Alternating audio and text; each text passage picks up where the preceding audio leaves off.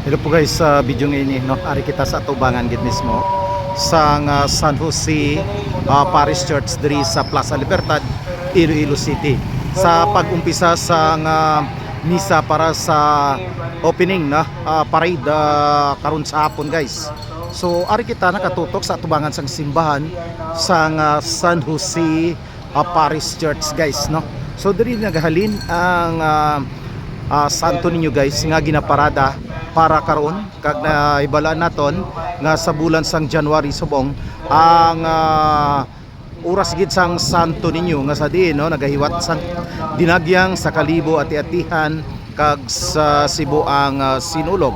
So makita naton ni guys no ang mga tawo nga tama nakabisi diri kag ara ho kita naton no ang paggagamiton no nga pick up guys para sa pagparada sang Santo Niño kag karon may ara na gani nga fluvial procession karon sa Meliloni River no.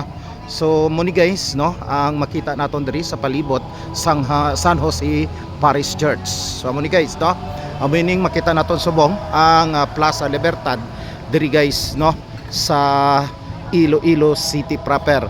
So kag sa kilid naton guys amo ang Iloilo City Hall no sa amo na no. Dira kita nagalin pagkuha naton sang aton nga media ID pass para sa vlogger no, mga content creators kag mga social media influencers guys. So kita nagdaritso kita halin sa mabusaw no sa aton banwa nga ginhalinan. Kag nagdaritso kita mismo diri sa simbahan kay promisa gid naton no nga mauna gid kita kadto diri sa simbahan kag nahimo gid naton ini guys kasubong man sa aton nga pagkadto sa ibang nga lugar kung kita may mga seminar or may mga sports competition gakadto una gid kita sa simbahan guys kay nabaluan naton ang simbahan among balay sang Ginoo nga sa din kita makapangayo sang bulig para sa aton nga kaluwasan. So amo ni guys no mabatian naton sa sulod sa simbahan nga may misa na guys no. So kadtuan naton guys no kadtuan naton sa sulod ang